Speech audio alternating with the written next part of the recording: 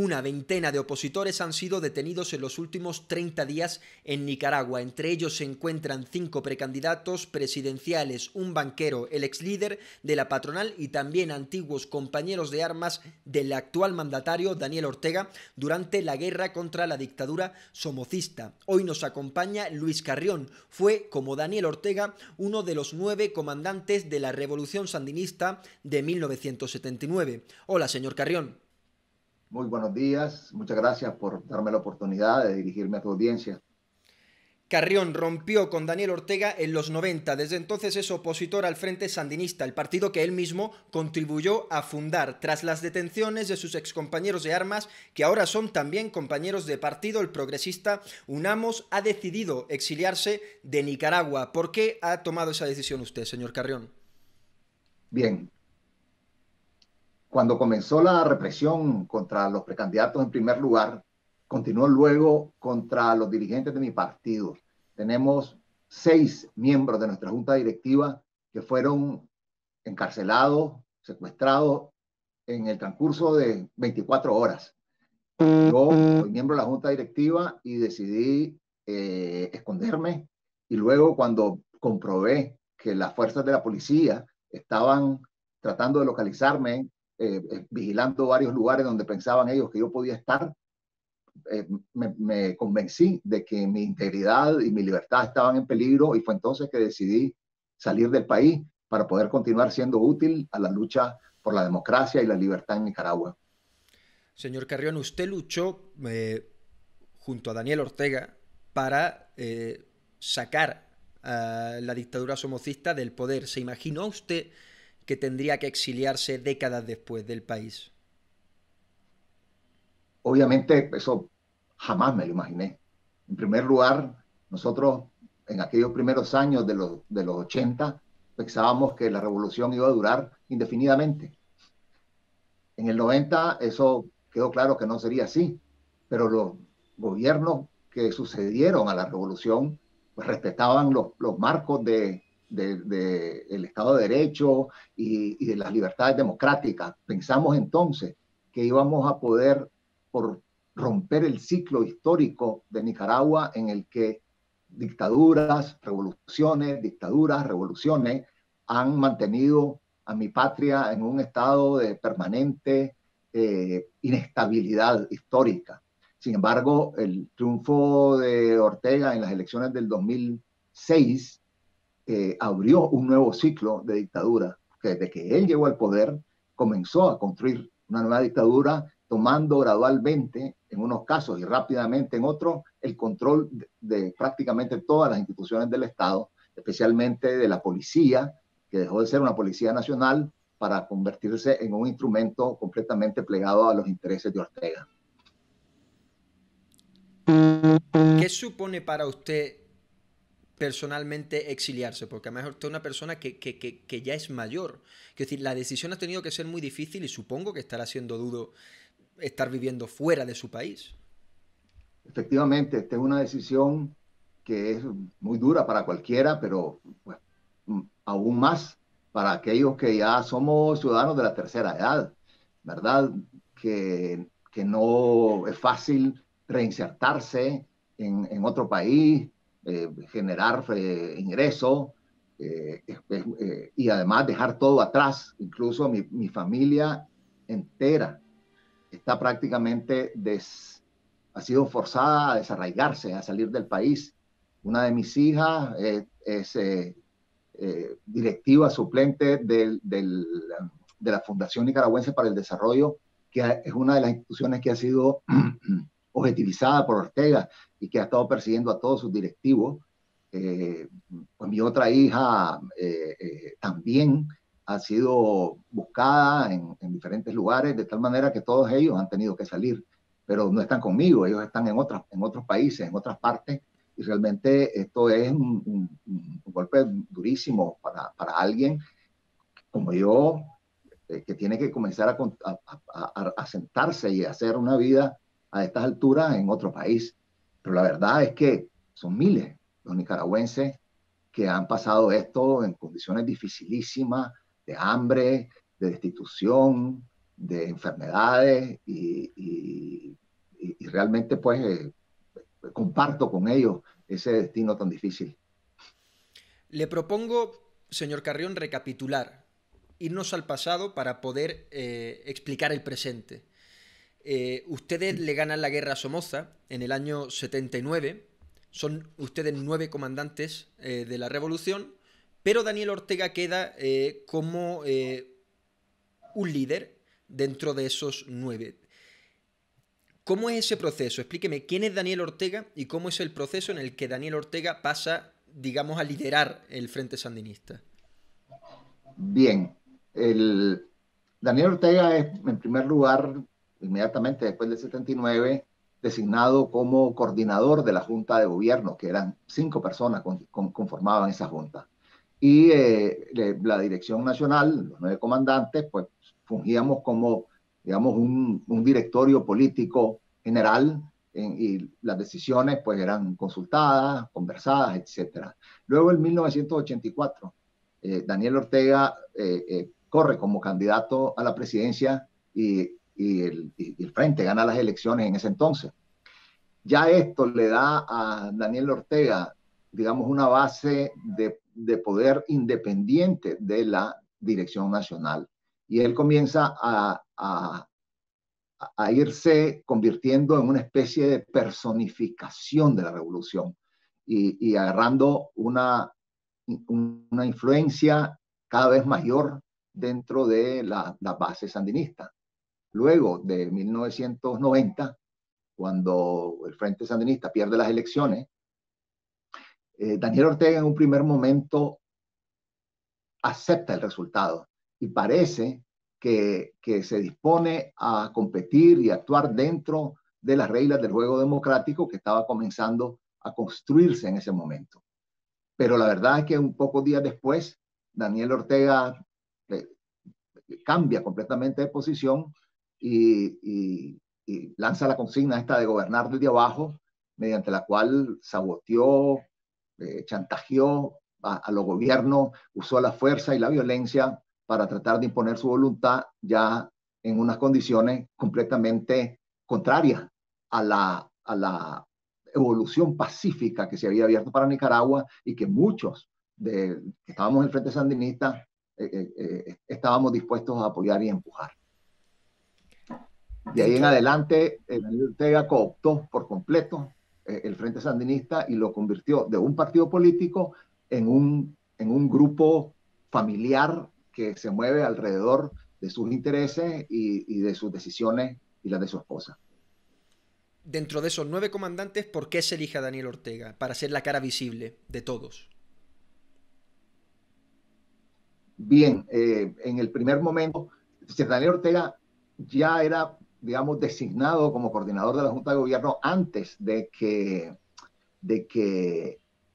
triunfara, propiamente antes del 19 de julio de 1979, porque fue el resultado de una negociación que se realizó fuera del país y en la que pues, no todos los comandantes de la revolución participamos, ¿verdad? Pues los que participaron en esa negociación acordaron ponerlo a él en ese rol.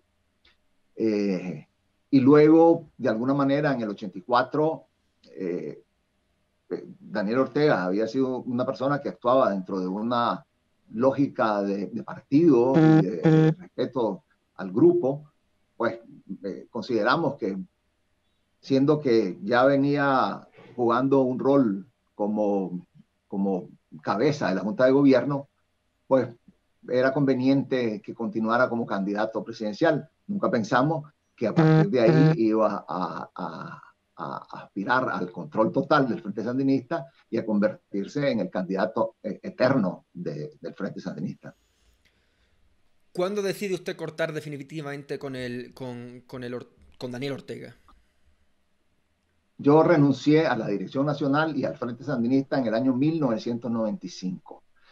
Nosotros, digo nosotros porque fuimos un grupo, rechazábamos la política de violencia, el uso de la fuerza que Ortega empujaba desde las calles en Nicaragua con un gran grado de violencia. Pues hubo en esos años del gobierno de doña Violeta Chamorro, hubo acciones armadas, hubo azonadas callejeras con gente también armada, en fin, hubo secuestros, hubo bombas en las casas de los diputados y claramente en un intento de someter a su voluntad a los gobiernos correspondientes. Ahí y se reveló que en verdad Ortega, aunque decía aceptar las reglas del juego democrático, en verdad no había renunciado al uso de la fuerza como medio para imponer su voluntad política.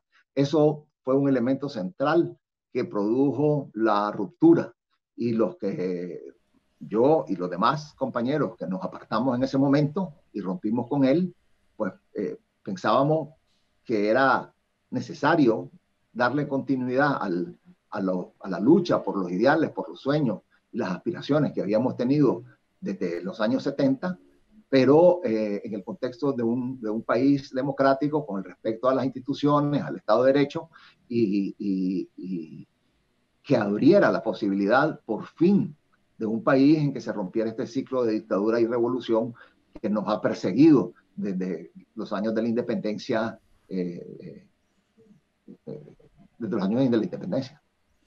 Desde entonces, ¿ha sido usted opositor? ¿Cómo es ser opositor en los últimos años en Nicaragua? Bien, en el año 2006 nosotros lanzamos la candidatura de Herty Levite a la presidencia. Herty Levite había sido alcalde por el Frente Sandinista, alcalde de la ciudad de Managua por el Frente Sandinista. Y digamos que ahí comenzó un nuevo ciclo de oposición. Levite murió en el transcurso de la campaña electoral y sin embargo nosotros desde ese momento denunciamos que si Daniel Ortega volvía al poder iba a constituir una nueva dictadura. Poca gente nos hizo caso. En aquel momento había incluso todavía años después discusiones que si se podía, si era un gobierno moderadamente autoritario o si era una dictadura, pero fue claro desde el comienzo que él comenzó a trabajar para controlar, cooptar todas las instituciones, Poder Judicial, Fiscalía, Ejército, Policía, hasta las alcaldías donde a menudo quitan y ponen alcaldes, a pesar de que se supone que son autónomas. Y nosotros vimos claramente, bueno, y los espacios de prensa, pues fueron limitados. Todavía había mucho espacio, pero también hubo limitaciones, la información gubernamental no circulaba. Daniel Ortega, desde que tomó el poder, no ha dado una sola entrevista a un medio nacional, una sola. No se someten al cuestionamiento de la prensa, ni atienden ningún reclamo. Entonces, pero no había una represión física muy visible en las calles. Esto porque pues, las protestas eran limitadas. Sin embargo, los agravios se fueron acumulando. Hubo varios fraudes electorales. Se impuso sus diputados mediante fraudes para transformar la constitución y permitirse la reelección indefinida, bajar el requerimiento de porcentaje de votos, es decir, hacer una constitución completamente a su medida para eternizarse en el poder, porque ese es el objetivo fundamental de Ortega. Ortega quiere permanecer en el poder hasta que se muera. Pero luego, cuando las protestas del 2018, digamos, surgieron y los jóvenes se lanzaron a las calles y a la protesta, pues entonces la verdadera naturaleza de la dictadura se puso de manifiesto y empezaron los crímenes, los encarcelamientos, más de 300 muertos, casi mil detenidos políticos, presos políticos en un momento determinado, y toda la historia que conocemos que ha transcurrido desde entonces. O sea, ser opositor en Nicaragua ha sido difícil. Ha sido difícil primero porque en un momento Ortega tenía esta alianza con el sector privado que le daba cierta legitimidad y nosotros aparecíamos un poco radicales cuando denunciábamos la dictadura y luego, después del 18, pues la persecución directa, ¿no? vigilancia, amenazas en las redes, amenazas desde la propia boca de los poderosos, y de Ortega y de Murillo principalmente. En fin, vigilancia policial intermitente, personas que lo siguen a uno. En realidad, ellos han tratado de meterle el miedo a todo el mundo para paralizar la protesta cívica. No ha sido fácil ser opositor en Nicaragua, y ahora pues me ha tocado salir del país. ¿Usted sigue en contacto con personas que siguen integrando las filas del Frente Sandinista? No sé si sabe lo que le puedan comentar, cuál es el sentir que hay ahora mismo en esas filas. Pues la verdad es que no tengo contactos. No tengo contactos, ellos han roto, es decir, no tienen comunicación con nadie, incluso dentro del propio Frente Sandinista.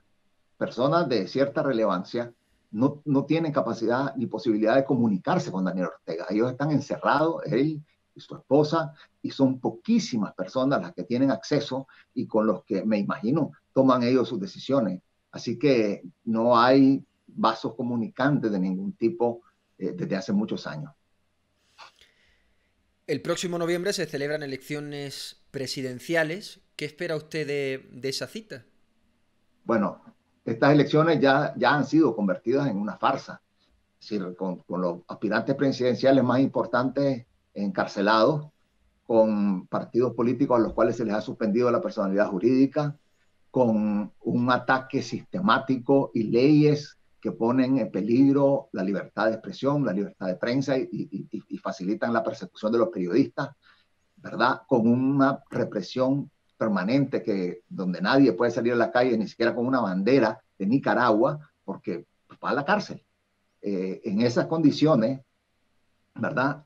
Y no es posible. Estas elecciones, Daniel Ortega las ha enterrado, las ha liquidado. Las elecciones en estas condiciones no pueden ser una salida de la crisis, no van a ser, no serán una salida de la crisis.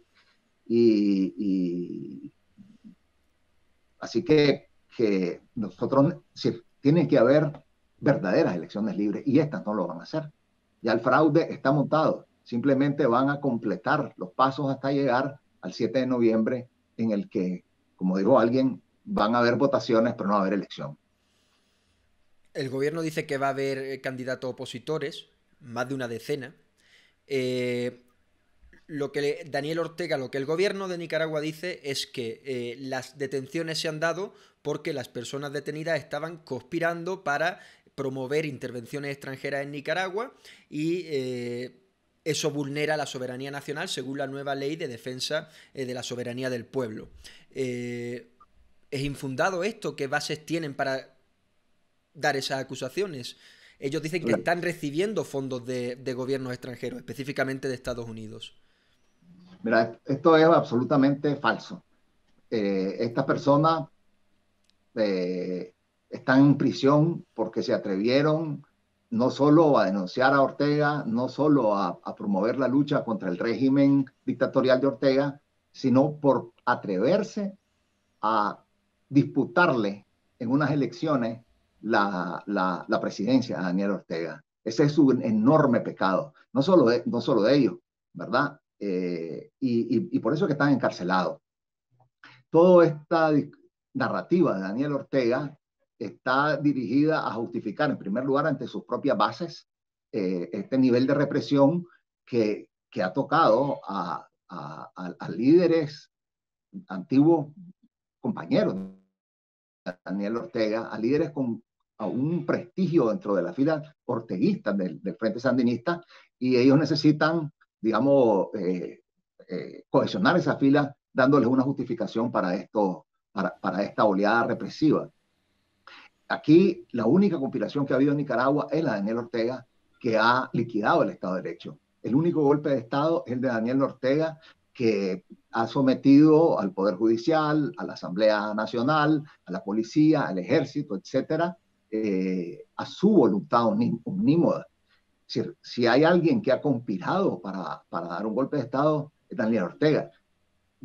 Si hay alguien que ha usado fondos extranjeros para enriquecerse, es Daniel Ortega, con la plata de Venezuela, que que supuestamente era una colaboración o una cooperación al Estado de Nicaragua, pero que terminó siendo capturada por privados y por la familia de Ortega. De ahí han salido estaciones de televisión, decenas de empresas y prebendas para toda una mafia alrededor de él. Ortega es el verdadero conspirador, Ortega es el verdadero golpista en Nicaragua. Los demás somos luchadores por la libertad y la democracia. ¿Cómo cree usted que está la correlación de fuerzas dentro del país? Las manifestaciones de 2018 fueron masivas, pero también algunos actos del gobierno desde entonces lo han sido. ¿Cómo cree usted que está esa correlación? También, por lo que me cuentan algunos analistas políticos, parece que hay una parte también importante de la población que intenta no meterse en política y ser equidistante. Daniel Ortega está debilitado políticamente. Su núcleo duro no tiene la misma capacidad y compromiso para movilizarse y salir a las calles. Ortega tiene mucho tiempo de no hacer ninguna actividad masiva. Recientemente, estos días, les tocaba celebrar el repliegue, ¿verdad? Que es una marcha multitudinaria que tradicionalmente hacen de Managua a Masaya. Y ahora pues salieron unos pequeñísimos grupos por diferentes lugares del país, pero en cantidades muy pequeñas. Sus actos, sus actividades de preparación de campaña no han estado demasiado concurridas, han tenido dificultad para movilizar a su base dura y han perdido apoyo. La mayor parte de la población obviamente no está involucrada activamente en ninguna, digamos, en ningún sentido político. La mayor parte de la población está tratando de sobrevivir las condiciones, pues, con los efectos de la crisis del 2018 más la pandemia, las condiciones socioeconómicas se han deteriorado muchísimo y la gente lucha por sobrevivir. Esto, sin embargo, el sentimiento y la voluntad anti-orteguista está ahí y por eso Ortega quiere, no se atreve a ir a unas elecciones verdaderamente libres, porque está seguro que sería completamente derrotado. Y así es que optó por el camino de cerrar todos los espacios, de deslegitimar por completo el proceso electoral de noviembre y aceptar las consecuencias del repudio internacional, porque no se sabe derrotado en unas verdaderas elecciones libres. Según mis datos, la ley en defensa de la soberanía del pueblo fue aprobada en diciembre. ¿Por qué se activa ahora? ¿Por qué en este momento? Bien, la única explicación que yo me doy es que Ortega se percató ahora que estaba preparado, pero sintió que efectivamente la campaña las elecciones eran un peligro, no solo por las votaciones, sino porque la campaña electoral podía crear el espacio para que se reactivaran protestas populares masivas. Es decir, se supone que hay que aflojar en una campaña, ¿verdad? Porque si no, no tiene ninguna credibilidad.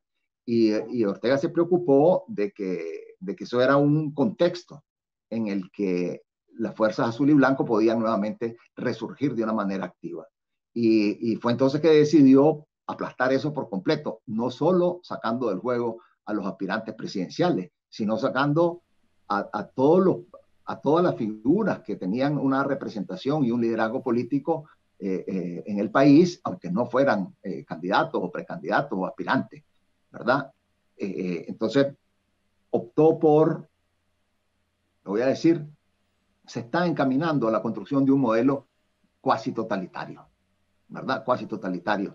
Recientemente acaban de publicar un decreto en el que, por el cual todas las televisoras, las radioemisoras, todas las empresas de suscripción de TV tienen que transmitir en todos sus canales. Es decir, si usted tiene cable, TV, y Ortega quiere usarlo, tiene que transmitir en todititos los canales, o sea, desde ESPN hasta Telemundo, todo lo que sea, todo tiene que estar transmitiendo el mensaje de Ortega y su esposa, que es un pasito más en este proceso de control total de la sociedad. A eso se encamina Ortega, basado en el uso de los instrumentos de coerción del Estado. Vamos hacia un modelo totalitario en el que no se trate, que no se permita ni la más mínima expresión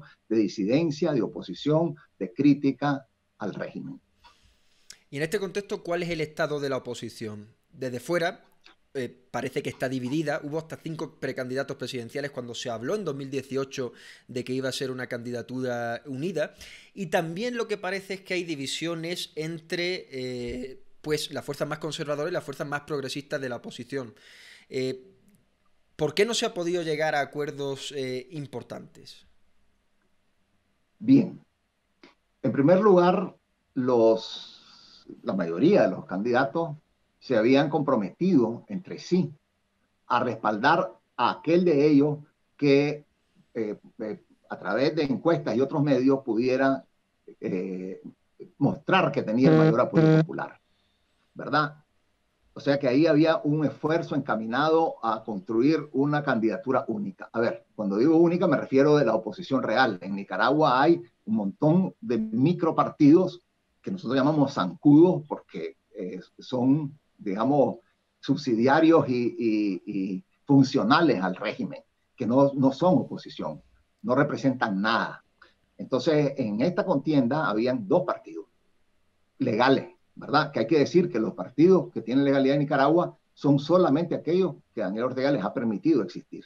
Uno de esos partidos fue despojado de su personalidad jurídica, de tal manera que quedó solo uno. Este partido, que es un partido liberal, sí efectivamente ha tenido un discurso para separar la izquierda y la derecha. Ellos son de derecha y no tienen cabida las fuerzas progresistas, ¿verdad? En un esfuerzo unitario. Ellos están haciendo un esfuerzo desesperado por salvar su personalidad jurídica, ¿verdad? Se habían abierto a que todos los precandidatos, aspirantes presidenciales que quisieran podían entrar a competir dentro del proceso de selección de candidatos del partido C por L, a pesar de todo. Y cuando eso iba a comenzar fue que los comenzaron a capturar. Entonces, actualmente hay solo un partido más o menos de oposición que puede participar. Ya las candidaturas ya son irrelevantes porque o están encarcelados o van a ser inhibidos. Este partido ha decidido hasta ahora ir adelante con cualquiera que Ortega le permita participar. Entonces son unas elecciones en que los candidatos van a ser prácticamente escogidos por Ortega. Así que es cierto que ha tenido muchos problemas, que hay sectores interesados en mantener esto como una lucha ideológica, no como una lucha entre democracia y dictadura, pero se estaba avanzando hacia un candidato de consenso, por lo menos para la presidencia. Así que quien ha fomentado y ha aplastado esta posibilidad ha sido Ortega, pero porque no hemos actuado en condiciones de libertad y de Estado de Derecho. Entonces, Ortega nos ha impuesto, digamos, hasta cierto punto, esta división y esta debilidad de parte de los partidos legales de la oposición. ¿Qué sigue, señor Carrión, en Nicaragua después de las elecciones? ¿Qué cree usted que va a pasar en los próximos, a corto y a medio plazo? Bueno, para empezar, las elecciones en estas condiciones no van a resolver la crisis. La crisis política va a continuar, de ahí Ortega va a salir sin legitimidad, y no solo interna, sino también internacional. Como no había ocurrido antes, la comunidad internacional, gobiernos de distintos signos incluso políticos, han declarado que las elecciones en estas condiciones no son aceptables, no son legítimas. Entonces Ortega, después de unas elecciones de esa forma, se va a ver aún más aislado internacionalmente. La represión que se extiende al sector privado también va a tener consecuencias en las decisiones inversionistas, tanto de nacionales como de extranjeros, ¿verdad? Ha metido un temor muy grande entre los empresarios, pequeños y grandes, todos, que obviamente va a tener consecuencias en la recuperación económica del país.